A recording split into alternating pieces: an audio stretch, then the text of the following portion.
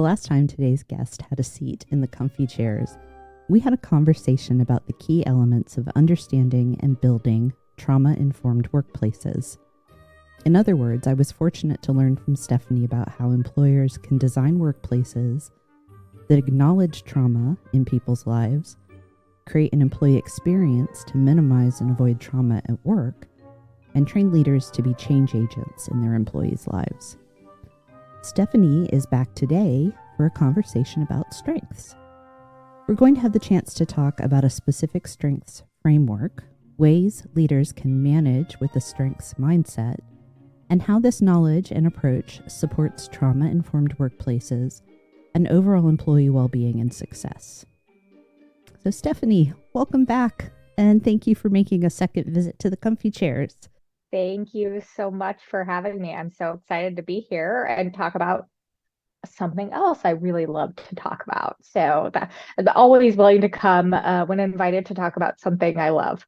Well, I asked you to introduce yourself last time, but I won't ask you to do that again. I will ask you, is there anything that you want people listening to know about you today?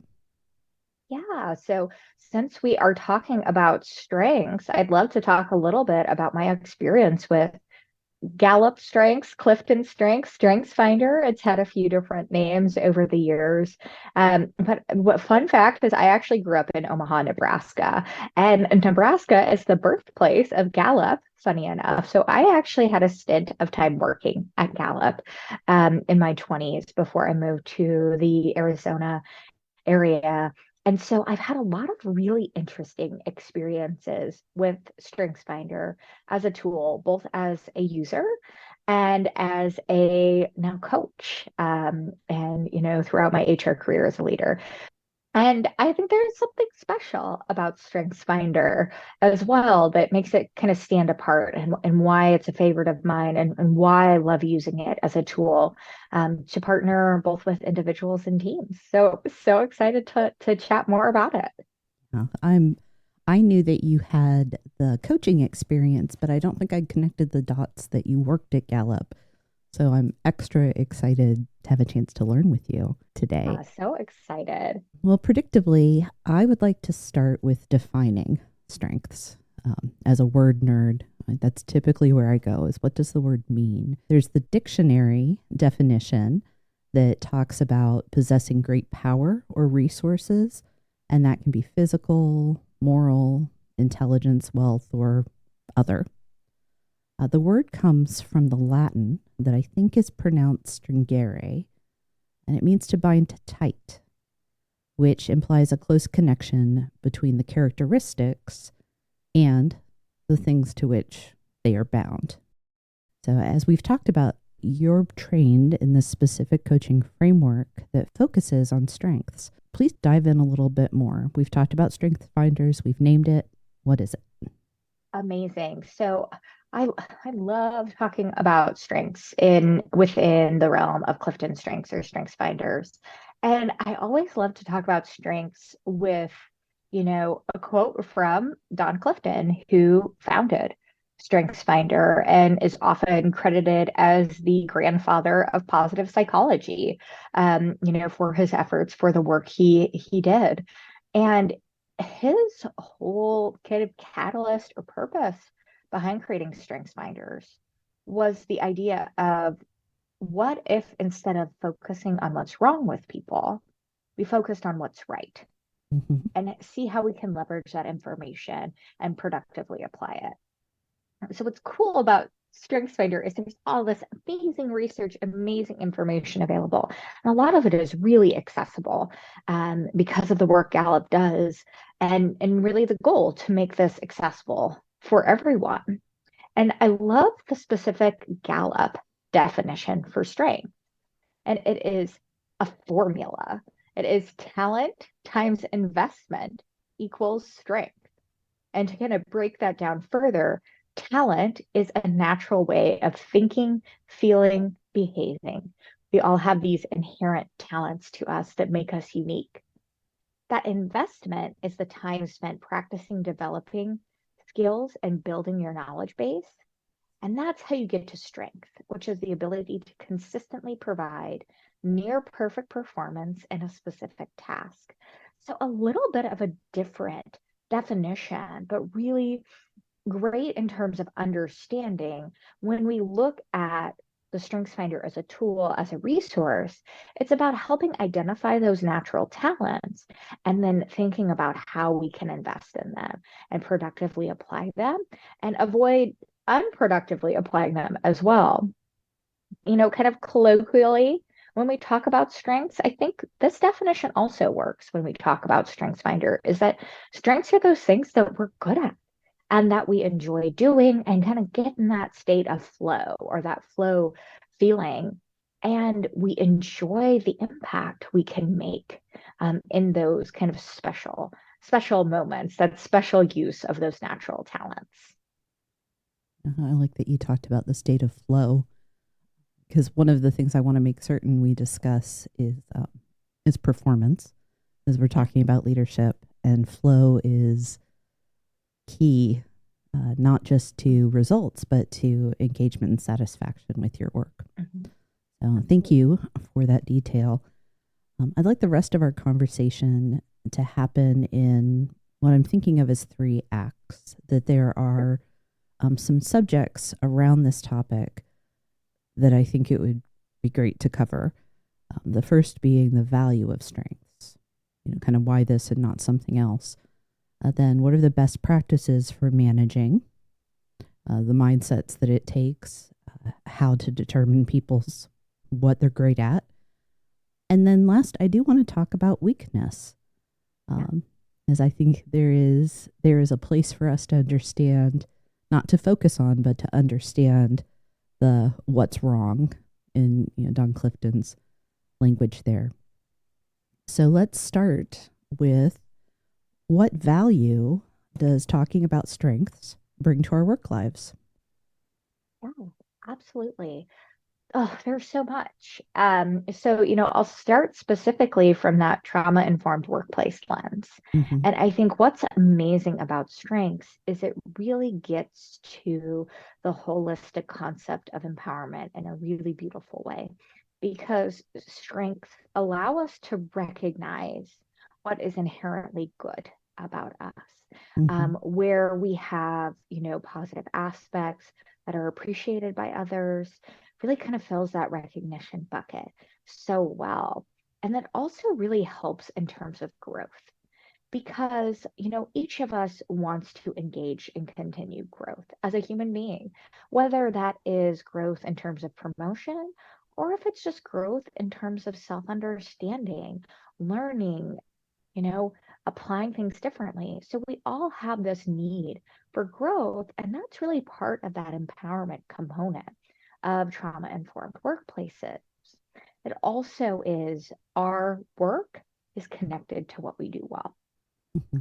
So when you think about strengths being important, if we have a way to understand and verbalize what we do well naturally, and then we can focus on productively applying that, we can do a much better job creating an empowered and engaged workforce. I also think it's really important to think about the language and kind of energy around strengths. When we look at self development, when we look at certain tools, oftentimes they are focused on weakness or opportunities or Mm-hmm. what you can do better. And many times they are very challenging to work through. I always think about a 360. The first Yeah. time anyone ever goes through a 360, what they need more than anything is probably a warm hug. Like, they are really very challenging Yeah. experiences, and they're not for everyone. And not everyone is ready for that type of feedback. And then when we think about potential trauma someone may be bringing with them to the workplace, you and I had a recent conversation about self-acceptance Mm-hmm. and talked about how perfectionism can be a trauma response. Well, when we layer tools that hope to drive self-awareness and, growth, on top of traumatic experiences without acknowledging the traumatic experience. Not everyone is going to make that connection if they're bringing, some trauma responses with them to the workplace.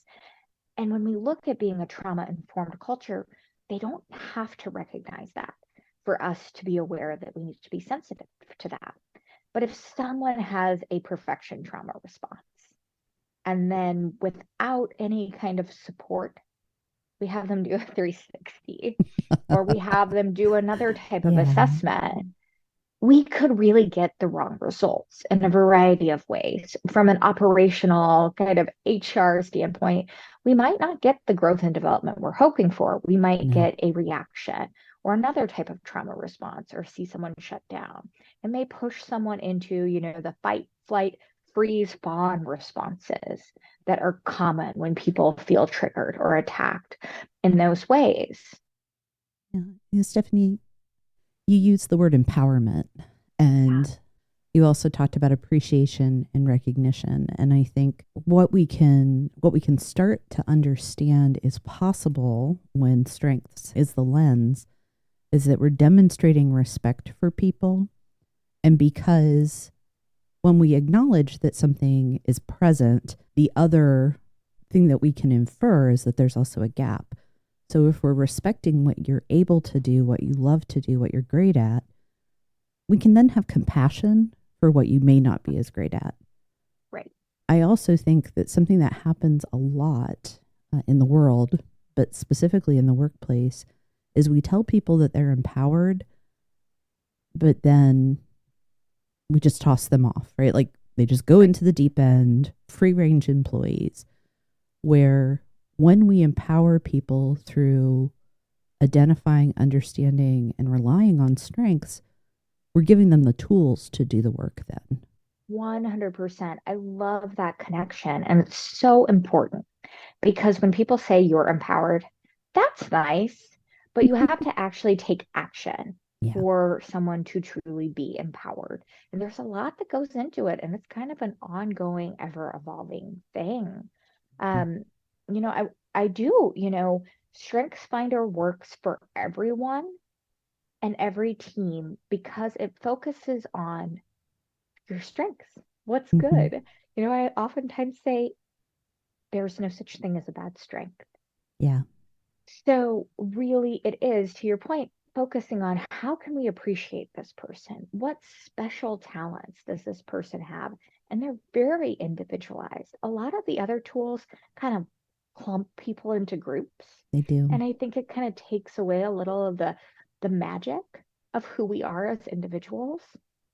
Strengths is incredibly customized, and really powerful in that way because you can really connect to who you are and you can talk about the work you're doing well, and maybe the work you're not doing so well in a really supportive, comfortable way, in a supportive, comfortable language. Mm-hmm. And I think that makes such a difference because when we're using tools like this, especially inside teams, inside organizations, the best thing to do is create a common language around these to make these tools, to make these concepts alive so they live as part of the culture. Well, when the language has to be part of your culture, that positive language that focuses on strengths versus weaknesses or opportunities or kind of picking people apart makes a huge difference. I'm kind of going to get on one if that's okay. Yes, I have please. this, it's like first time coming public with this here on comfy chairs. So hopefully it's an honor and not totally like, well, Stephanie's gone off into special land. But I cannot wait. Lay it on me. I really think I strongly dislike at this point in my career the concept of potential in the workplace and the way it's used around high potential employees because it is a load of fooey because everyone has potential. And when we assign potential to people, we we're really just limiting the organization, we're limiting individuals. And I think there's something in the concept around succession planning, which is really Yeah. what we're talking about internally when we talk about potential. It's not about the real human potential that's innate to everyone. Hmm. It's about, does this person potentially fill my succession plan? And that's not about individuals. That's about the organization. And so I really think we've gotten to a harmful place in the high potential conversation within organizations because we're ignoring the potential that everyone inherently has. And again, I think StrengthsFinder does an amazing job of really showcasing the potential of everyone. I also have some strong opinions about talent conversations and succession planning. And I think the discomfort that you have with potential, part of that comes from the fact that we talk about it first, as Yeah. opposed to putting it in a sequence. Because there is, potential, like what could happen that is not dependent on somebody's intrinsic worth. But if we start talking about a person's capability, what they could be able to do, before we address a few other factors, it's a waste of time. Yeah. You start with performance. Is somebody meeting expectations? And in this conversation, we can use strengths to understand, is an employee aligned with what they're great at and the type of work that they're doing? Because if there's then also clear expectation, all the necessary resources and support, we should see performance, meeting expectations. That's the first thing. And it's like it's a gate decision point. They meet expectations or they don't. If they're not meeting expectations, we're not talking about talent development. We're talking about performance improvement. Right. But they do, then we need to have a conversation about interest. And that's not me sitting in a room with somebody from HR or OD Mhm. saying, well, I think they're interested in becoming the CEO. That's, as your leader, as your manager, I'm talking with you regularly about aspirations, um, the time of your life and what you hope to accomplish over what period. So when we're having that discussion, I can go in and say, Stephanie is highly interested, not so much in promotion, but expanding her skills in these areas. Yes. Maybe taking on, a new project or a special assignment so we can build her skills. That's the interest that she's expressed, that I've recorded, that I've confirmed, that I believe based on her performance we can support. Then I can start talking about, what does this person have the potential to do? If I think of it as, what's the gap that needs to be closed between current ability and future ability? Yeah. And how long will it take to get from A to B? But you're right, we do, in the current way that those conversations occur, it's this fuzzy thing that's nebulous and that we don't think about trying to measure or put within the boundaries of a time frame. But if we dial all the way back, if we're thinking about, this is what you're great at, Mhm. you say you want this promotion, but it's not going to give you any exposure to work that it's going to allow you to do what you're great at. Let's talk about that. Right. Yeah. I guess what I I'm love getting that. to is the talent conversation doesn't happen when you're doing a map or a succession plan or a replacement plan. The talent conversation happens in that one-on-one. So It I think we're does. naturally bleeding into that second act of, how do leaders do this well? Yeah, absolutely. And before we jump into how leaders do Mm-hmm. this well, I want to make something really clear about StrengthsFinder. Yes, it can be very helpful in terms of aligning what you can do with your job, but it also shouldn't be a limiter for Yes. you. If you really want to do something and your strengths don't naturally lend to that. So, for example, I am an entrepreneur. I think we'll talk a little bit about my strengths later, My strengths, some of them lend beautifully to entrepreneurship. Some of them lend very poorly, and that I do not have any executing strengths in my Yeah. top five. Like the do things Hmm. strengths, which is really important to entrepreneurship. The thing is I can still get things done. Yes. I may go about it in a different way. And so that's another way to have powerful conversations. And I think that can lead into, how leaders can do this well Mhm. is have powerful conversations about, hey, you want to do this thing? That's great. How can you approach it with your strengths? Yeah. Well, Because you're let's put probably not going to approach it like yeah. someone else. Well, let's put that into the equation. The Yeah. definition there. Yeah. The talent times investment equals Yes. strength. What you're talking about is there may not be a natural, leaning toward, in this case, checking things off the list, but you're still putting time into it. Yeah. So your nature may not support it, but your investment does, so that you can perform the way that's needed by the work you desire to do. And one could say on the converse side of that, if I have a natural affinity for one of my strengths from the Strengths Finder framework is learner. That is, I have a high drive to learn new things. I spend time in it because I have a high drive for it, but I don't have to put effort into it, Right. right? Right. So it's a strength because I naturally love it. The time doesn't feel like it's a cost. Sometimes, though, the time it's a big expense for us. Yes. Yeah. And that is so well said because it's true. And it's Listen, we all have parts of our life and our jobs we do not enjoy doing.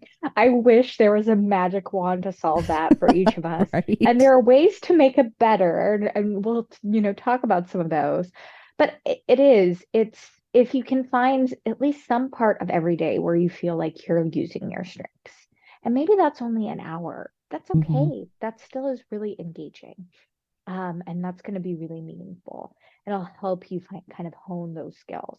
Most of us do not get to operate in the strength zone Yeah. 100% of the time. That's just not realistic. Hmm. But what we can also do is learn and find ways to carve out more time. Yeah. And that may be approaching things that we have to do in a different way that may leverage our strengths more. Or one of my favorite ways is with partnerships. And what's amazing with partnerships when it comes to strengths, there's this great book from Gallup. It's called The Power of Two. It's all about strengths-based partnerships and the idea of that two individuals with complementary strengths are greater than one and you can achieve more than one person on their own. It's really amazing. What I love about it is kind of two things. The first is very much Gallup endorsed, and that is if you can partner with someone who has, strengths you don't have, you can, maximize your time in your strength zone. And so can that partner. So, for example, if I were ever going to expand into a partnership, um, for my business, for entrepreneurship, I would look for someone who's really heavy in executing strengths Hmm. because I know that that is something that is a challenge for me. And it even shows up in our personal relationships.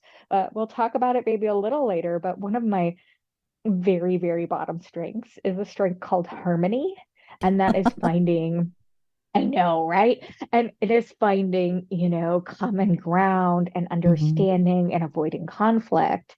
Apparently, I love conflict, productive conflict, Um, my husband is amazing at navigating or avoiding conflict in the right way and really finding that common ground and seeing kind of that place that Hmm. works for everyone. So he is, harmony. And naturally, we're, drawn to each other.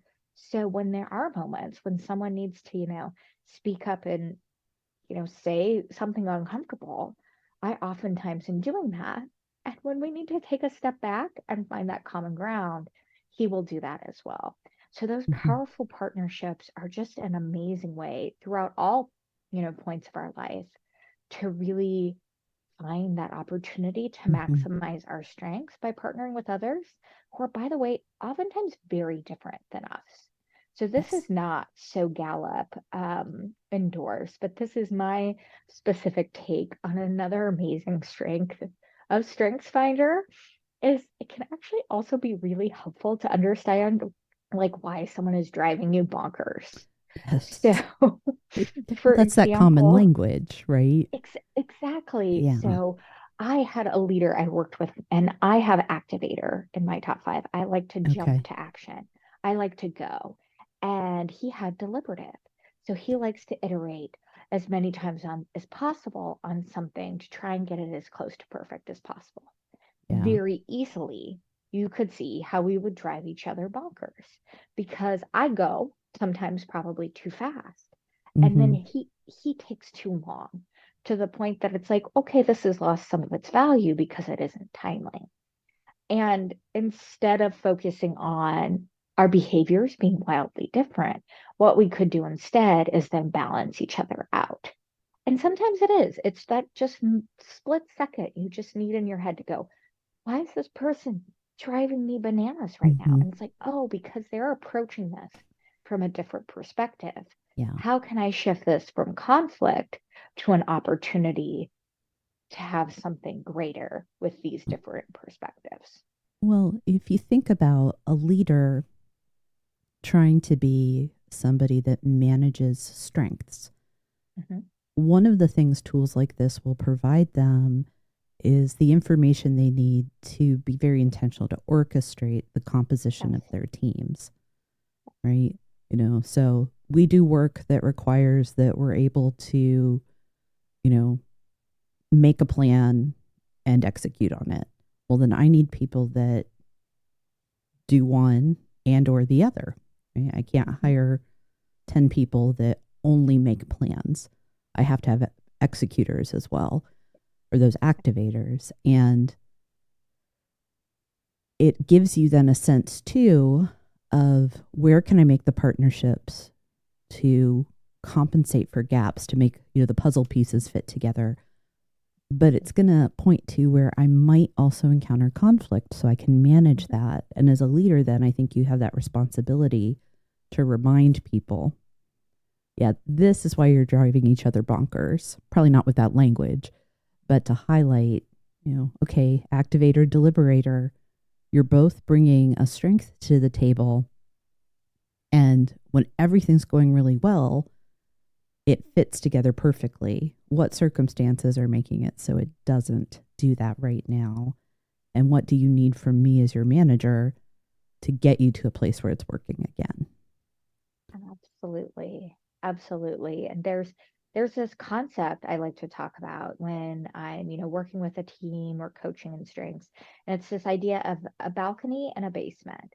Okay. And so your talents obviously can be productively applied and become strengths. Your talents and natural tendencies aren't always productively applied, though. So those are the basement. You're in the basement of your strength. And I know I brought up activator. So the basement of activator is I'm impatient.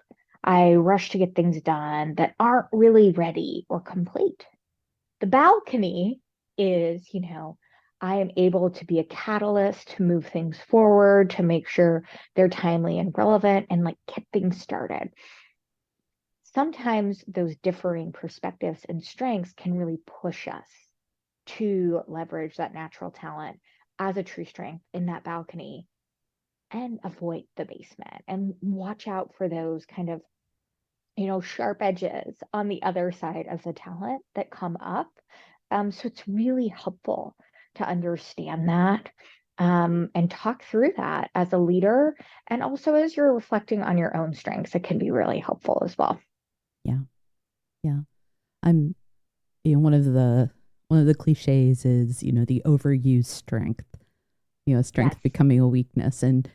that basement language helps us to understand some of that, that there are times where when we don't put ourselves in context of what's required of us or the work or the needs of the people around us,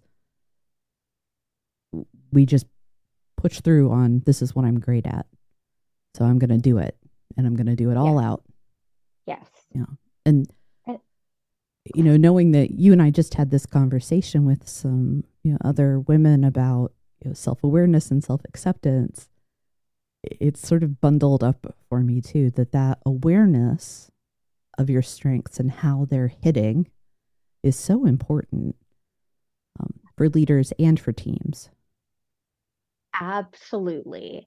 And I would say the very first step I would recommend for leaders who are hoping to leverage strengths as part of, their team, as part of their leadership style, is to really start from a place of self-discovery, Mm-hmm. and take your strengths finder assessment first yourself, Yeah. and, get acquainted with your strengths. And what's so amazing about the Clifton Strengths tool is it is very accessible now. A lot of the other tools you have to work directly with a Yeah. credentialed facilitator. Anyone can go and take the Clifton Strengths assessment at any time directly from Gallup.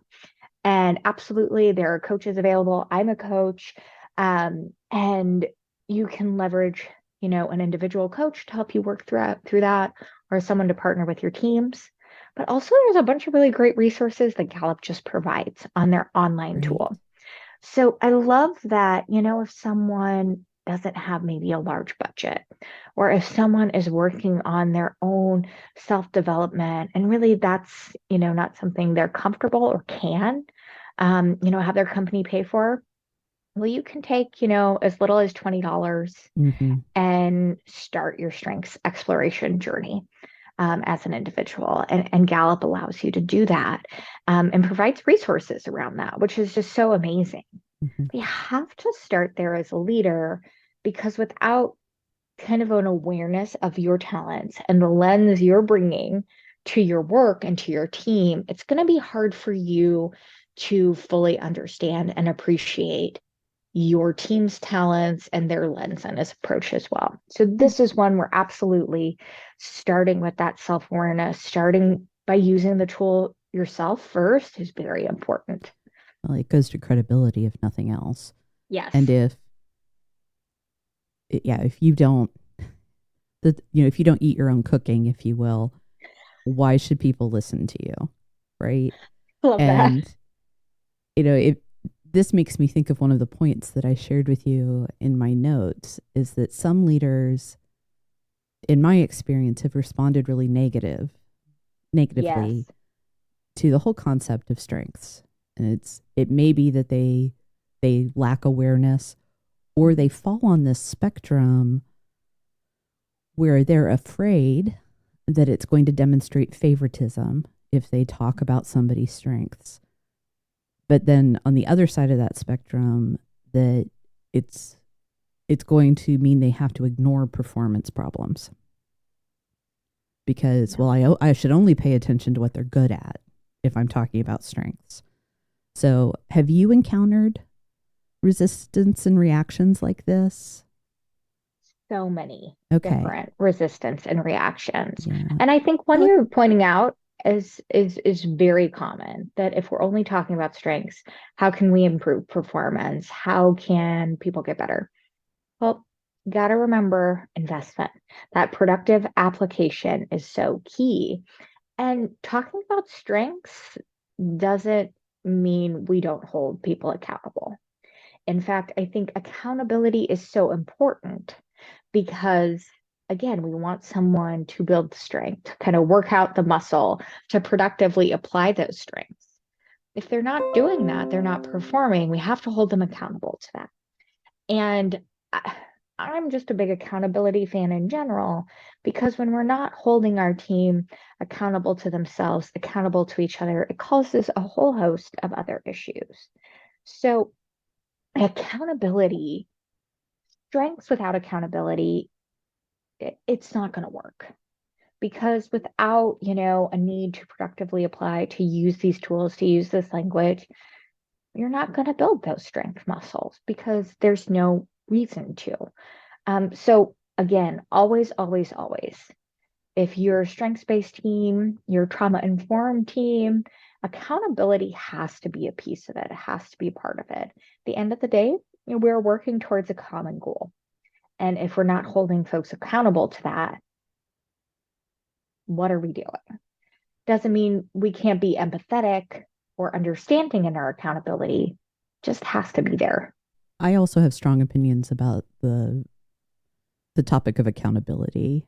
And like I said with talent, those discussions have to happen before, right? Yes. In fact, I'm a firm believer that we should avoid the phrase hold accountable as much as possible, Mm-hmm. because it's too late if you're doing that. If you haven't already up front been very clear about expectations, measurement, the standard, the resources that'll be available to people, how and when they'll receive feedback, and then done those things, in parallel to the work being performed. If you get to the end of that and all of a sudden they're accountable for what they did or didn't do, they're held accountable, it's punishment as opposed to management. And I think for leaders, being able to put their own talents into that strengths lens and understand, as a leader, this is how I'll approach the work of setting expectations and creating accountability. But then also for my employees, if they're strong at X, but I'm asking them to do Y, what's the level of support that they'll need? And are we constantly negotiating the expectation? So when the thing is produced, there are no surprises and no punishment follows then. Yeah. That is so spot on, Kate. Like, I think so often accountability, people think it's like you're shaking a stick at someone, like I'm holding you Exactly. accountable. Accountability isn't bad. And accountability Mm. it's shared. Yes. You're accountable as a leader to help make your team successful. And that's again, that's why your Strengths Finder can be an incredible tool as a leader. So you're able to kind of have this shared understanding and get to know your team in a really specific way, but in an accessible way. Mm-hmm. Credibility again, Yeah, right? That absolutely. unless I don't go first, whether it's being clear about this is how I am accountable to you, employee, or I've taken this assessment, I've been exploring my strengths. How can I ask somebody else to do it? Right. So credible leadership goes first and is willing to be very transparent about, this is what you can expect from me. This is what I'm great at. This is where I have some opportunity as well. Absolutely. And I love that you said that, here's what I'm great at, here's where I have opportunity. I think leading with that as a strengths-based leader is powerful. Mm-hmm. Saying, hey, we're going to talk about strengths and we're going to talk about how they help us and that basement that we talked about and sharing where you're coming from. Think that just creates a sense of transparency and psychological safety and trust Yeah. that is really powerful and underutilized. I think, one other thing I would say for leaders considering a journey leveraging strengths, you will be surprised how much it can mean to someone to take a few hours, either as a group or individually, to really think about who they are and how they can grow and be the best version of themselves. Really, truly, if have a new team project, you're a new leader, you have a new group of people on your team, and you don't have a lot of time, a strengths intervention, a team strength session, you can take less than half a day total to do those assessments and have that session and have it be really powerful and something that you can continue on, either with help from a coach or consultant, or again on your own, because there are all those resources available from Gallup directly. Something I remember, Stephanie, from our first conversation, where you were outlining and helping me understand tenets and principles of trauma informed workplaces and some of the things that leaders can do. You talked about creating opportunities for employees to have choice, Yes. to have a sense of control. And I think connecting, here's what you're great at, this is your strength. It's a way to connect to control in the workplace because we're asking you to do the work in a way that aligns with your talent. In fact, we're giving you the environment to invest time in that talent because we need you to make use of it. So you, employee, have control of the application of your strength. I personally think that there is a need for us to train leaders in this space, not just the concept of strengths, but also to evaluate what their teams do well and what gaps could cause problems, because they need a balanced, realistic view of the team's capabilities as well as its needs. And I think that this is one key to recognizing and respecting employees, and then also providing equitable leadership, because I'm matching up the work to the people as opposed to being at the other end of the spectrum where everybody's treated like they're in the same mold. So the question I have for you is, what do you think about this? How can leaders take a balanced approach and avoid the pitfall of cookie cutter management with strengths as a tool? Yeah, I mean, strengths as a tool is amazing because it is so individualized. So it is like having a Cliff Notes guide to your employee, and really having tools to ask the right questions, if nothing else. And, take an hour and say, what would you consider your strengths and weaknesses or opportunities? And what work do you really enjoy doing? Mm-hmm. What work do you hate doing? So even if, you decide Strengths Finder is not for you, you don't have budget, you're not sure it's the right time, you tomorrow with your team could have a conversation and answer those, 5 or 6 questions, take some notes, and then use those to start digging in and understanding more and understanding, what may be getting in the way for my employee. How can I put them in opportunities where they're getting to do work they really enjoy, maybe not all the time, but at least part of their day, and kind of build from there. It would be Yeah. really, really beneficial. You can also then ask questions like, when have you been most satisfied with your work? When have you been most frustrated on the job? That starts to point to, this is what I love to do. This is what is like death by 1,000 baby turtles for me. Nip, nip, nip. Yes. Paying attention then and being very clear. Okay, I know that this is something that's draining for you.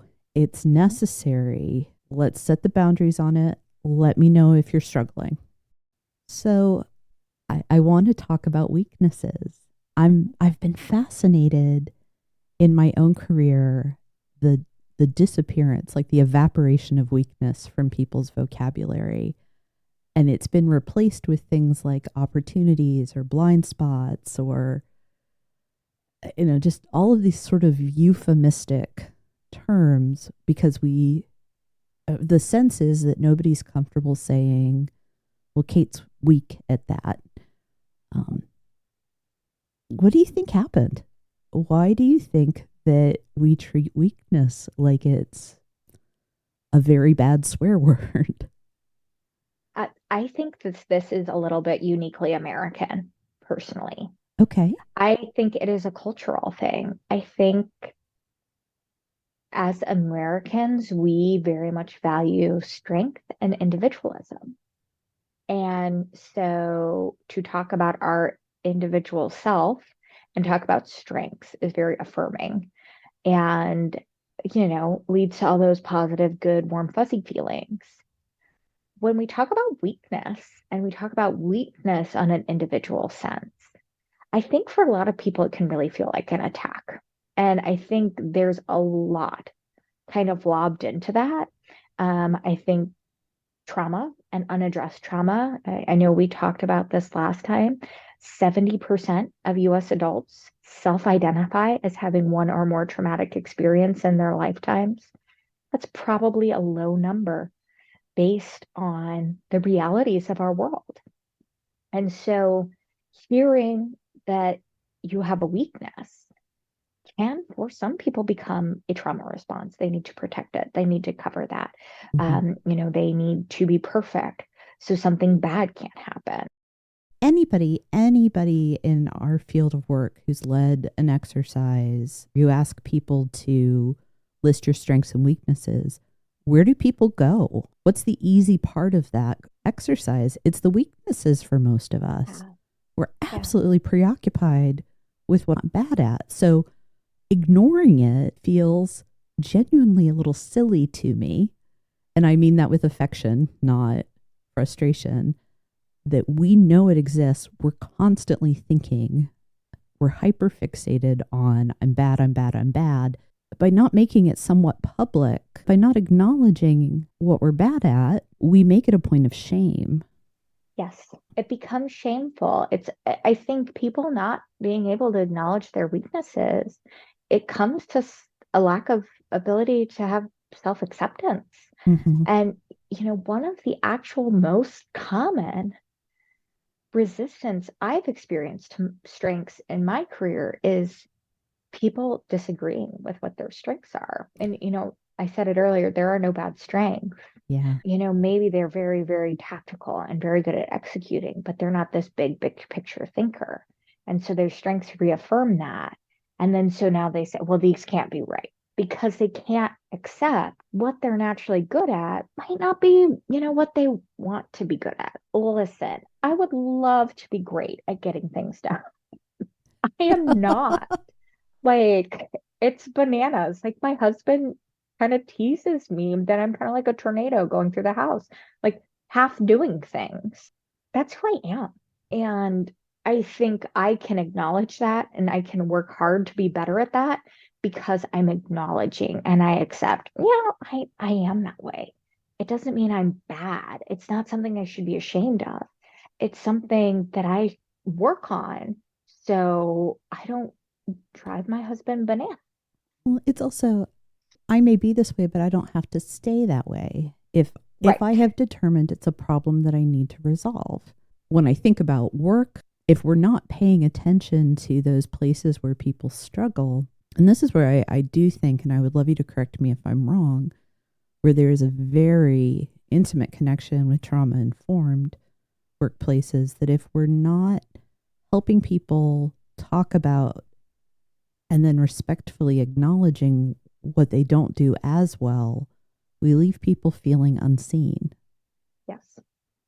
Yeah. And that just makes it possible for us to disrespect, mismanage, and harm our Yeah. people.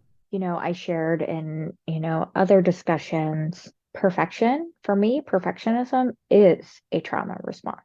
It Mm-hmm. is not for everyone, but it is a trauma response for me.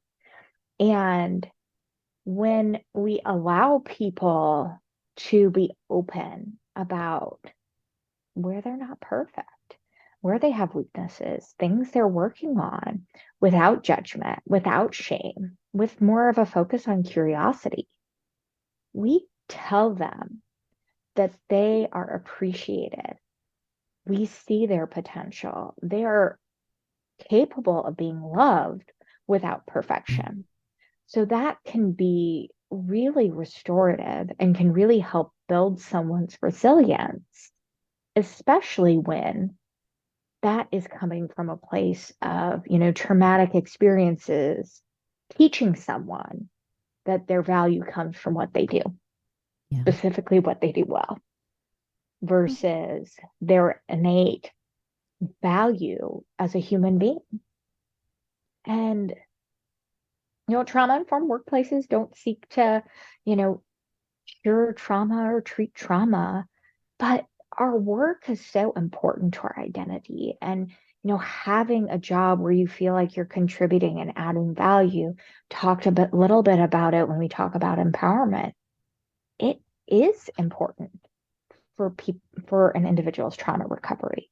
So while, trauma informed organizations aren't the prescription, the cure, they're an important part of someone's journey more often than not. And so when we can be thoughtful about that and be thoughtful about the application of, talking about strengths and weaknesses and doing so, with that lens of trauma informed, we can really have profound impacts and we can create more productive, more empowered employees, but also incredibly loyal Yeah. employees because you have an organization that has invested in your value innately as a human being.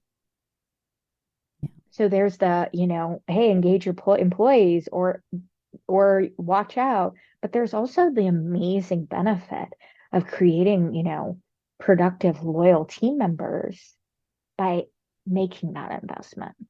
Yeah. Well, one of the things I've shared with you that I'm spending a lot of time thinking about these days is leaders that demonstrate love. Yeah.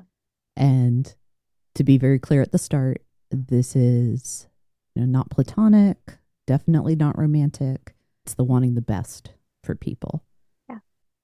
Leaders can demonstrate love by celebrating strengths, acknowledging weaknesses, and saying you are loved for your whole person, not one part. Because that whole formula of all the things, the natural talents, the experiences, the knowledge, the failures, the losses, the wins, that is who you are, and it is the person we need for this work. I think talking about loyalty in this conversation, there's creating loyal employees, but there's also demonstrating loyalty to them.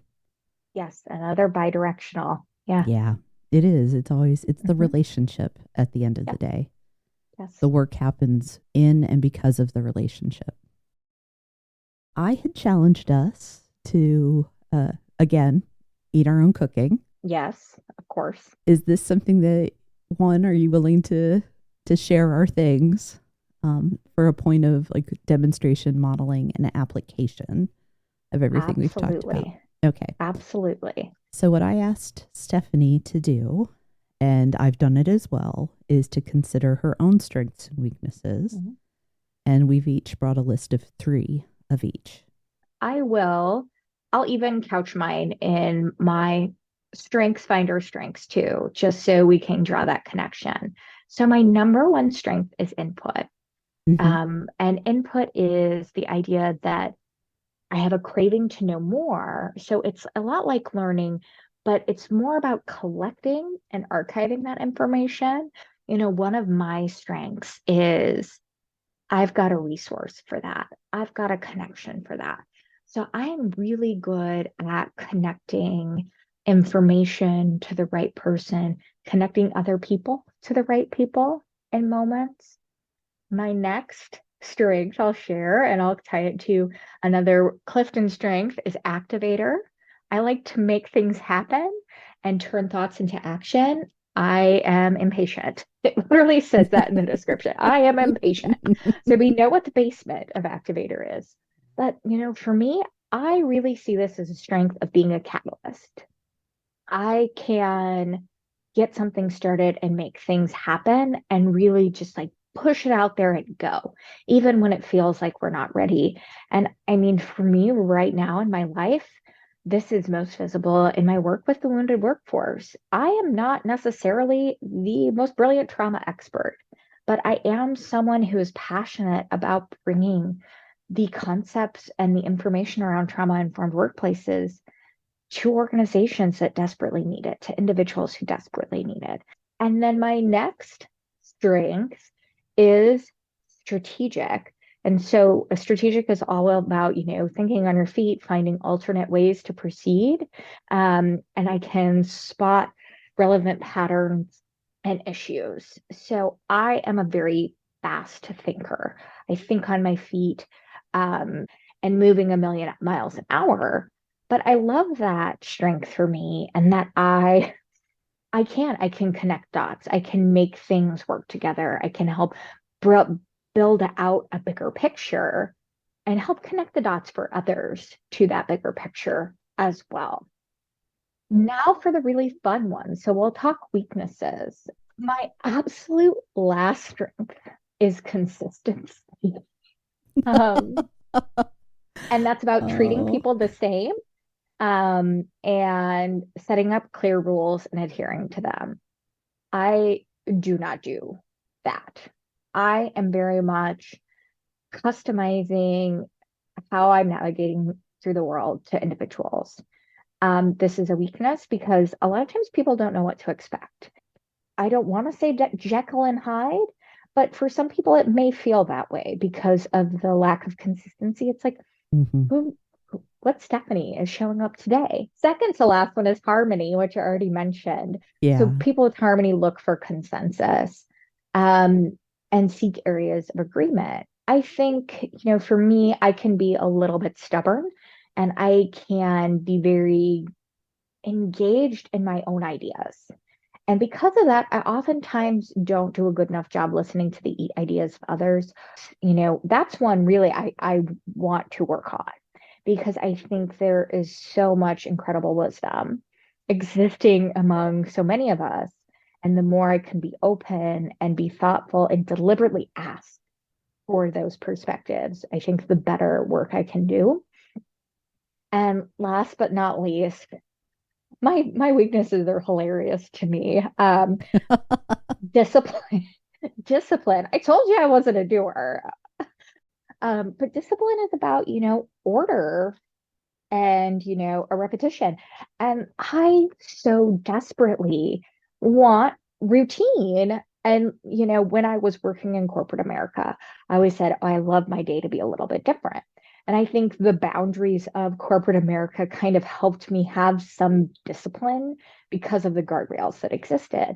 But now that I work for myself, like, oh, baby, discipline is a real challenge for me because I am impatient and I like to have big ideas. So it's like whiz, bang, ooh, squirrel. And it can be really hard to like sit down and deliberately work through the things I need to do. And a lot of times if I'm not thoughtful about it, I'm really inefficient with my time. To keep myself accountable, this whole discipline thing I'm not great at is put myself on blast and say I'm going to do something. So, for example, if I say my podcast is returning in February and I've spoken that out into the Hmm. world, now absolutely, I'm going to make sure that happens. I've had this fun, great idea, which I love doing and I'm good at, but by putting it out there, I'm using that to hold myself accountable and kind of work through my discipline weakness. Thank you. Thank you so Of much, course, that Stephanie. was fun. Yeah, I'll have some follow-up questions for us, but I'm gonna be a good girl and share mine. I started with learning agility. Yeah. Um, I am good at transferring skills, at looking how something I've learned here will apply there. I love learning. It's just about the favorite thing ever. I put imaginative as well, Ooh. and I have ideation and intellection, and those are just kind of constantly playing. Let me come up with the Wow. ideas. Let me imagine what could be. Let me make a plan for next week, next month, next year. And then my last strength, and this one I struggle a little bit with claiming because when I take tests like the strength finders, I don't ever show up in like those relational ones. If I think about the strength Sure. based leadership, the four Mhm. buckets, if you will, it is, the execution, the strategy, the structure, where the relational strengths, none of mine fall there. But I think because I am imaginative and I'm a learner, something I am very good at is practicing and demonstrating empathy for other people because I can imagine what something is like for them. Yeah. Um, doesn't mean I'm always right. Doesn't mean I always act on it in an empathetic way. But it is a strength, and I think it's tied to my imagination. Love that. Thank you. Then I am going to talk about my achiever in the basement because it's Ooh, definitely, okay. I like the Yes. basement balcony. Perfectionism, being perfectionistic, big weakness. I drive myself harder than anyone else has ever had to. And I'm not kind to myself when I think things aren't Yeah. going well. And you giving me the basement balcony model makes that really clear. Achieve, achieve, achieve. Mm-hmm. Get the gold star, get the A plus. I also am very stubborn. I suspect it also ties to the strengths I have that are focused on creating thoughts and imagining possibilities because I then decide that's the right thing. I know I have caused frustration for people in my life because I'm going to do the thing. And then last, which is defensiveness. Mm-hmm. It is the weakness that has probably caused me the most harm, Mm-hmm. professionally and personally. And I've put a lot of work into trying to be different, and I'm better than I was, but I'm not where I want to be. I mean, defensiveness is another one that's super common. I mean, I absolutely can name that as a weakness for me. It's one of those things like you get better, but you like recognize it in yourself. You're like, why? Like, it's so silly how it shows up sometimes. Like, Mm-hmm. last night, my husband asked me, were the towels dry? I was like, yeah, they are. They're in the dryer. I was like defensive about the towels. Like, what? I think for me, it's that, for me at least, it's that perfect, like desire towards perfection, that like Mm-hmm. needing to be perfect, needing to do well, needing to like be all the things. And you can't be, and you're not. And so when you don't acknowledge that and you don't accept that, Mm-hmm. defensiveness is real easy because you're kind of, I think of defensiveness as is your shield. Yes. You need something to shield yourself. For a long time, I know that I came across as, and I thought I was just mean. And when I was able to understand this is defending yourself, Yeah. you are trying to protect yourself. Well, one, I could ask the question, from what? And then two, give myself a little more grace Yeah. to be like, okay, for some reason this is hurting you. Intellectually, you understand there's dissonance. Feel the pain, but work through it. Just because you're hurt doesn't mean you have to lash out. Learn that lesson, Catherine. It's a hard one. Yeah. So we've done this little exercise with each other. How did this feel? I loved it. I thought it was Yeah. amazing. We have so much in common. I mean, every time we talk, I'm like, oh, we have so much in Yeah. common. Well, that was one of the thoughts that went through my head, Stephanie, is, oh, by talking about these things, not only did I learn more about you, but I feel closer to you. Yes. It's very energizing, actually. It is. It's so funny to think about sharing your weaknesses as being fun. But I mean, if I had to pick a single word, it is fun because it's Mhm. an opportunity to show yourself, have it be accepted, and Yeah. then do the same for someone else. I liked it. I'd encourage our listeners, if there's someone who's willing to do it with you and you trust them, Yeah. give it a try. It's a worthwhile exercise for sure. The question I would have is, well, what next? Now Mm. that we have a little bit more awareness of each other, ourselves, what do we do with that? Yeah. And I I don't mean, know that you and I have to answer that today, but I think that's the question of what do we do with it? yes. What do you do with it? Absolutely. Here in our last few minutes, Stephanie, I'm going to ask you two questions. Sure. From your seat, what are the one or two things that you would really want listeners to take away? Yeah, I think the number one thing I would want our listeners to take away is to be curious about your own strengths and how you can leverage those strengths those natural talents, and really think about how you can leverage those to be the best version of yourself, and also how you can use those to better understand yourself and others, especially if you're Mm-hmm. leading teams. And then the second one, can I have three? Yes. The second one is accountability. Mm-hmm. I loved what we had to say together, what we, shared about accountability.